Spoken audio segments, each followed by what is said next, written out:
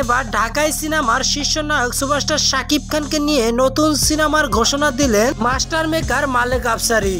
সবকিছু ঠিকঠাক থাকলে এই বছরের শেষের দিকে সিনেমাটির কাজ শুরু করা হবে এবং মুক্তি দেওয়া হবে আগামী ঈদুল আজহাতে। ভিউয়ার্স, বিস্তারিত বিষয় জানতে হলে অবশ্যই ভিডিওটি সম্পূর্ণই দেখতে হবে। সম্প্রতি রাজকুমার এবং তুফানের পর শুরু হচ্ছে মালেক আফসারী পরিচালনায় শাকিব খানের জেমস মুভির শুটিং। এমনই জোর গুঞ্জন শোনা যাচ্ছে সামাজিক যোগাযোগ মাধ্যমগুলোতে। সিনেমাটি আগামী ঈদুল আজহাকে কেন্দ্র করে তৈরি করা হবে। এই বিষয়টি নিয়ে এখনো কাগজপত্রে সাইনিং হয়নি। জানা যায় মৌখিকভাবে চুক্তিবদ্ধ হয়েছেন সুপারস্টার শাকিব খান এবং মাস্টার মেকার মালেক আফসারী। ইতিমধ্যে সিনেমাটির নামও চূড়ান্ত হয়েছে।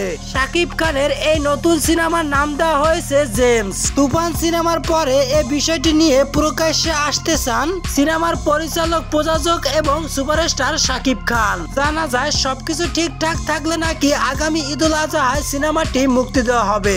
এই বিষয়টি নিয়ে মালেক আফসারীর কাছে জানতে চাইলে উত্তরে বলেন, এ বিষয়ে আমি কিছুই জানি না।